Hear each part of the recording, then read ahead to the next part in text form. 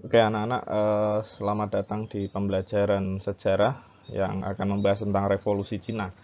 Sebelum kalian menonton video ini, bisa dipastikan dulu kalian sudah menonton video-video sebelumnya, yaitu ada revolusi Amerika, revolusi Prancis, dan revolusi Rusia. Nah, pada pertemuan kali ini, Pak Di akan membahas mengenai revolusi Cina, di mana revolusi ini menghasilkan satu jenis pemerintahan baru di Cina. Kalau kita mempelajari tentang peradaban kuno Cina, itu secara tidak langsung kita juga mempelajari tentang dinasti-dinasti yang ada di Cina. Nah, kemudian revolusi Cina itu menghasilkan perubahan yang signifikan di Cina dengan adanya sistem republik. Jadi sudah tidak lagi dengan sistem dinasti, melainkan beralih ke sistem republik atau sistem pemerintahan baru di Cina. Nah, oke, Pak Ardi jelaskan mulai dari awal, yaitu latar belakang munculnya revolusi Cina. Setidaknya ada 4 latar belakang revolusi Cina, yaitu yang pertama ada dominasi Inggris, terjadinya pemberontakan, kemudian modernisasi Cina, dan invasi Jepang. Dominasi Inggris. Cina mulai terbuka terhadap dunia internasional ketika tahun 1800 Inggris masuk ke Cina. Inggris mulai masuk ke Cina dengan berdagang candu. Nah, candu atau katakanlah benda-benda yang memabukkan itu. Nah, dengan adanya candu yang diperjualkan di Cina, kemudian menguasai pasar dari Cina dan menggoyahkan sistem perekonomian Cina.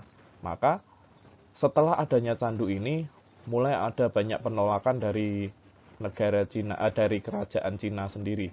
Pada masa itu, yang sedang berdiri adalah dinasti Qing atau dinasti yang terakhir yang berdiri di Cina. Selanjutnya, jenis perlawanan dari Cina adalah munculnya perang candu. Nah, orang-orang Cina sendiri sebenarnya memang menolak adanya candu karena dengan adanya candu itu merusak generasi Cina pada masa itu, terutama generasi dari dinasti Qing. Pada tahun 1839, Cina kemudian menyita candu dari para pedagang Inggris, yaitu dengan cara memblokade pelabuhan-pelabuhan yang mengirim candu ke wilayah Cina. Peristiwa tersebut kemudian dikenal dengan nama Perang Candu. Namun di sini perang candu antara Inggris dan Cina itu dimenangkan oleh Inggris, dan kemudian mau tidak mau Cina harus menandatangani suatu perjanjian namanya Perjanjian Nanking, yang kemudian perjanjian ini sangat merugikan pihak Cina karena terpaksa Cina harus melegalkan perdagangan candu di negaranya sendiri. Kemudian selanjutnya ada Perang Candu Kedua. Perang Candu Kedua ini merupakan kelanjutan dari Perang Candu yang pertama, di mana sekali lagi di sini Cina masih menolak adanya candu yang datang ke Cina sendiri. Hal tersebut tidak ditandai dengan adanya penahanan kapal The Arrow milik Inggris di Guangzhou, Cina. Kemudian ditahan dan tidak diperbolehkan melewati pelabuhan tersebut. Nah, hal ini memicu kemarahan Inggris yang berbisnis di wilayah Cina tersebut. Efeknya adalah terjadilah perang candu yang kedua, di mana di sini Cina sekali lagi kalah dan terpaksa Cina harus menandatangani Treaty of Nanjing. Treaty of Nanjing ini sangat merugikan pihak Cina karena secara langsung Cina diminta membuka 11 pelabuhan milik Cina sendiri untuk melegalkan impor candu. Nah, selain itu, Cina juga dipaksa untuk memberi ruang pada aktivitas misionaris Kristen Inggris. Jadi orang-orang Kristen diperbolehkan untuk menyebarkan agama Kristen di wilayah Cina. Selain adanya perang candu atau dominasi Inggris pada masa dinasti Qing, pada akhir dinasti Qing tersebut, kemudian juga terjadi banyak sekali pemberontakan. Pemberontakan ini memperlemah dinasti Qing yang pada saat itu berdiri, yaitu diantaranya ada pemberontakan Taiping, pemberontakan Pantai, pemberontakan Dungan I, dan kemudian pemberontakan Boxer. Dengan adanya pemberontakan-pemberontakan ini, dinasti Qing mengalami pelemahan dan sekaligus banyak rakyat yang tidak percaya terhadap pemerintahan dinasti tersebut. Selanjutnya, muncul modernisasi Cina. Modernisasi Cina terjadi pada 1861 sampai 1895. Hal ini ditandai dengan munculnya kemiliteran, tarif dagang, komunikasi, perkapalan, perkereta-apian, produksi, dan pendidikan. Dengan adanya modernisasi ini, orang-orang Cina mulai melek, mulai tahu ilmu-ilmu barat yang masuk ke Cina. Efeknya apa? Orang-orang Cina mulai kritis terhadap pemerintahan. Pemerintahan yang pada masa itu adalah dinasti Qing, itu mulai dianggap usang karena pemerintahan tersebut lemah terhadap dunia internasional, terhadap perkembangan teknologi dan lain-lain. Maka banyak sekali tokoh-tokoh yang muncul pada masa itu yang kemudian menginginkan adanya revolusi. Salah satunya nanti yang akan muncul adalah tokoh bernama Sun Yat-sen. Kemudian hal tersebut juga diperparah dengan invasi Jepang. Jepang melakukan perluasan wilayah, memperluas imperialismenya sampai ke wilayah Asia daratan. Di antaranya memperluas wilayah sampai ke wilayah Cina. Hal ini terjadi pada tahun 1894 sampai 1895, yaitu terjadinya perang antara Cina dan Jepang dengan akhir bahwa Cina pada saat itu kalah dan terpaksa Kepulauan Formosa atau saat ini menjadi wilayah Taiwan itu diserahkan kepada pihak Jepang.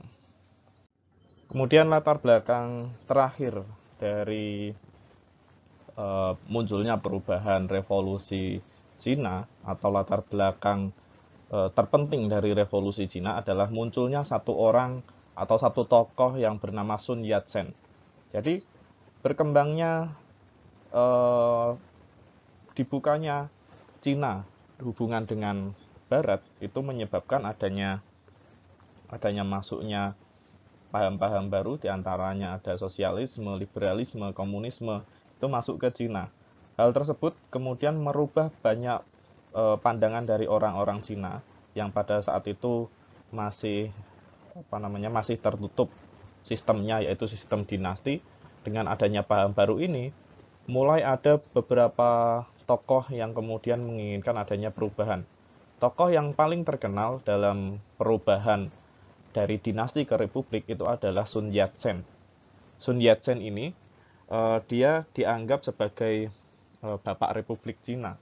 Nah, selanjutnya adalah bagaimana revolusi Cina ini berlangsung. Pada tanggal 10 Oktober 1911 di Wuchang itu mulai terjadi revolusi Cina yang dipimpin oleh seorang tokoh yang dinamakan Sun Yat-sen. Sun Yat-sen ini sendiri dia membawa satu paham yang dinamakan Sanmincuyi atau tiga sendi kedaulatan rakyat, yaitu nasionalisme, demokrasi, dan sosialisme. Dengan adanya kedatangan Sun Yat-sen yang membawa Sanmincuyi ini, kemudian menggulingkan satu pemerintahan yaitu dinasti Qing. Nah, untuk mempersatukan Cina Utara dan Cina Selatan, maka pada tanggal 15 Februari 1912, Sun Yat-sen mengundurkan diri sebagai presiden dan jabatan presiden diserahkan kepada Yuan Shikai. Nah, jadi Yuan Shikai ini ditunjuk untuk menggantikan Sun Yat-sen. Sun Yat-sen sendiri kemudian setelah dia mengundurkan diri sebagai pemimpin dari revolusi Cina, kemudian dia pergi ke Kanton, Cina dan mendirikan satu partai yang dinamakan Partai Kuomintang atau Partai Nasionalis. Kemudian dalam perkembangan selanjutnya, Yuan Shikai itu memimpin secara diktator di Cina. Jadi setelah dia mendapatkan mandat untuk menjadi pemimpin Cina, ternyata dia memimpin secara diktator. Dan kemudian hal ini mendapatkan banyak reaksi dari orang-orang Cina pada masa itu. Hingga pada masa pemerintahan Yuan Shikai, dia tidak berlangsung lama, kurang lebih dia cuma 3 tahun saja. Nah, kemudian setelah itu pada tahun 1915 kembali lagi Sun Yat-sen mengambil alih pemerintahan Cina dan kemudian dia melakukan pemerintahannya sampai pada tahun 1925. Nah, jadi ketika masa pemerintahan Sun Yat-sen ini dia banyak merubah sendi-sendi pemerintahan Cina karena pemerintahan yang sebelumnya, pemerintahan dalam bentuk dinasti itu dianggap usang dan kemudian diganti pemerintahan republik oleh Sun Yat-sen sendiri. Kemudian Sun Yat-sen meninggal pada 1925. Selama 1925 itu mengalami kekosongan hingga pada 1928 muncullah satu tokoh murid dari Sun Yat-sen namanya Chiang Kai-shek. Chiang Kai-shek ini dia memimpin Cina selama beberapa tahun hingga muncullah satu tokoh yang dianggap sebagai bapak komunis Cina namanya Mao Zedong. Mao Zedong ini kemudian memberikan paham komunis ke Cina hingga sampai sekarang ini. Nah, bagaimana dengan Chiang Kai-shek setelah digulingkan? Chiang Kai-shek setelah dia digulingkan, dia melarikan diri, yaitu ke Kepulauan Formosa, dan kemudian dia mendirikan sebuah negara di situ, yaitu bernama Taiwan, yang beribu kota di Taipei. Nah, inti dari yang Pak Ardi jelaskan di sini sumbangsih Cina dalam revolusi Cina kepada dunia internasional, yaitu menunjukkan bahwa pemerintahan berbentuk kerajaan itu tidak cocok untuk masa sekarang. Karena pada masa sekarang yang cocok adalah sistem yang bisa diawasi oleh rakyat. Ketika kita menggunakan sistem negara, ketika kita menggunakan sistem kerajaan, maka raja itu akan semena-mena, atau dalam artian memimpin dengan cara monarki absolut. Berbeda dengan sistem kerajaan yang ada sekarang itu seperti Thailand, Inggris, Belanda, itu menggunakan sistem monarki konstitusional atau berdasarkan konstitusi. Nah, maka dengan adanya revolusi Cina ini memperkuat bahwa sebuah negara yang masih menggunakan sistem kerajaan itu tidak bagus untuk perkembangannya. Pak Ardi rasa cukup sekian. Nanti kita bahas materi selanjutnya di bab selanjutnya, yaitu perkembangan tentang paham-paham besar di dunia. Oke, terima kasih. Wassalam.